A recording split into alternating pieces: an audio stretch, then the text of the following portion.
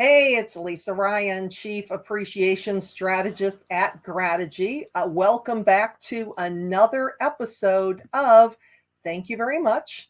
We're going to take a look at some gratitude strategies that help you to create a workplace culture that rocks. And when we think about the great resignation, when we think about the great reassessment, whatever you want to call it, we think about the fact of when we want to hire and attract new employees, onboarding is a really important part of that. So when you think about onboarding, you are investing a lot of money in that process. Actually, some of the research is showing that your onboarding can cost you anywhere from $6,044 up to $11,799 for every employee. So you think about that employee comes on board and they're just not, for whatever reason, they're not feeling it in that first couple days. You know what? They're gone. Maybe they even ghost you at lunch and you don't know why they're leaving. So let's take a look at some of the things that you can do with that onboarding process. Really focusing on that day one so that that employee, that brand spanking new employee, can feel connected to your organization.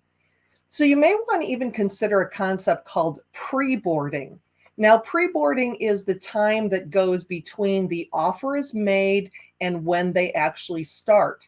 Because think about it. There's lots of times that employee is putting out their resume or they're putting in applications in different places.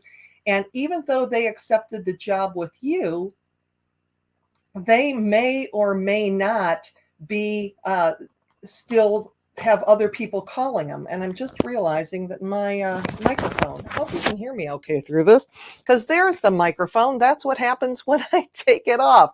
So anyway, if the sound may have gotten just a little bit better right there, but back to pre-boarding.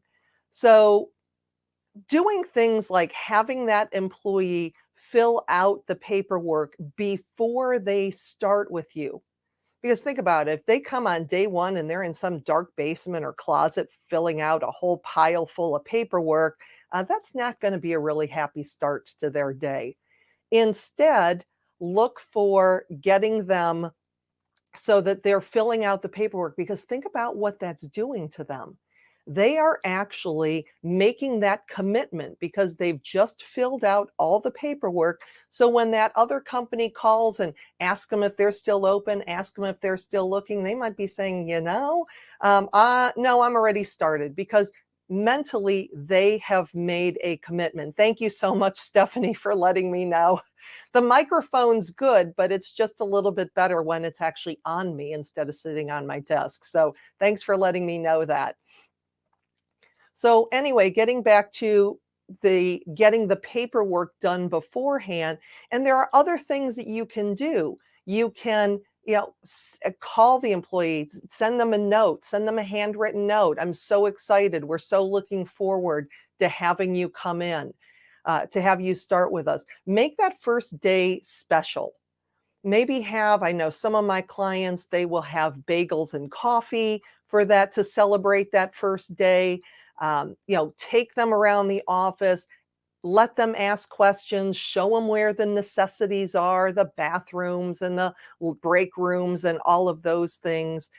Maybe you even greet them with a bag of swag or a box of swag, because who is more excited to wear your company's swag than your employees, and especially a brand new employee.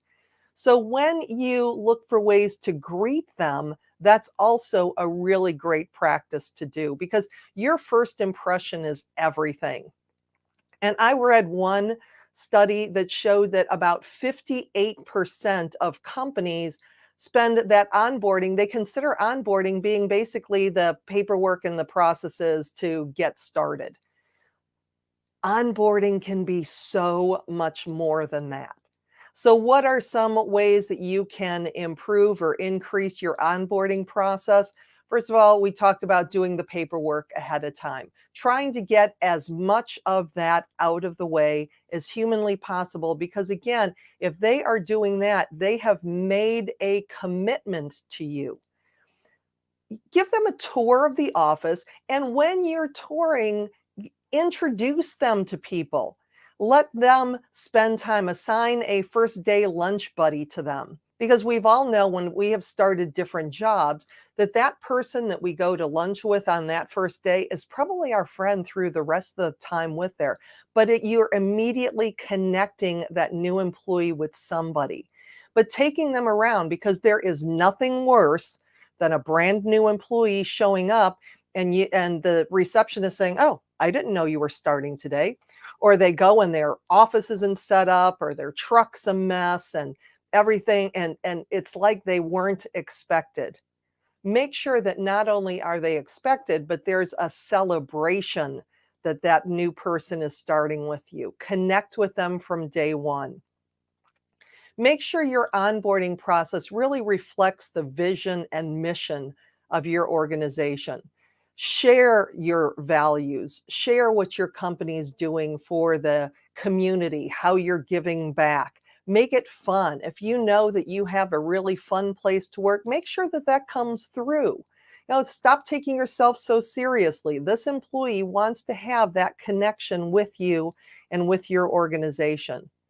You may even want to send them a thank you note. We're so excited to have you start. Thank you so much for showing up. I know at a recent program, I had one of the women in the audience share that during the time of the offer, the person at the company was interviewing, the prospective new candidate, and they found out that person's wife's favorite restaurant. So when they sent the welcome aboard letter, they also included a gift certificate to the spouse's favorite restaurant and thanking her for playing such a huge role in the employee accepting the job, because it really is a family decision. So it's just these little things, because you think about that spouse and the employee comes in and says, "I really hate this place, I'm going to leave." She's going to be like, "What do you mean you're going to leave? They sent us out to dinner. They're so nice. You should stay there. Give them some more time." So again, looking for ways to connect with people immediately. Find out how employees like to be communicated with, because we have so many different channels between text and telephone and Zoom calls and in person and all of these different things. You have WhatsApp, you have Slack, you have lots of those types of channels. And not that you're going to spend that as your only communication, but you're going to give them lots of opportunities to, again, find out how they like to be communicated with. Because if you are constantly calling them or sending them emails and they're responding with a text, that's probably a clue. So we start to personalize the attention as much as we can for that new employee. Going to let them know about the skills training that they're going to get, not only for the job itself, but if you have a great training program and there's also personal development involved in that, along with professional development, let them know what they can expect. Let them know that you invest in your people, that they are have lots of opportunities for them to enhance themselves, both personally and professionally. Observe as a leader, observe the things that they're doing. How are they doing their job? Are there maybe some helpful hints that you can give them to help them do it a little bit better or provide resources? Or can you learn from them because they see the world differently? They see their job differently. And maybe because of that, you can actually learn from them. Also, check in regularly. Don't just swim, let them swim with the sharks and expect them to swim on that first day. Check in after the first day, after the first week. Hey, how are things going? How do you like it here? What questions do you have? What resources do you need? A 30-day follow-up. Again, the same thing. Are we meeting your expectations? Is there anything that you need? It's these little conversations, 5-minute conversations, and paying attention to what they say, how they see the world, and just having that constant communication. And also every quarter, 3 months, 6 months, 9 months, checking in with them, setting goals, letting you know their expectations, and how are they doing with those expectations? Are they meeting them? Are there some areas that they can improve? And if that's the case, then how can you help them? What resources can you give to help them? So, onboarding, pre-boarding is a really important part when it comes to creating that workplace culture that rocks.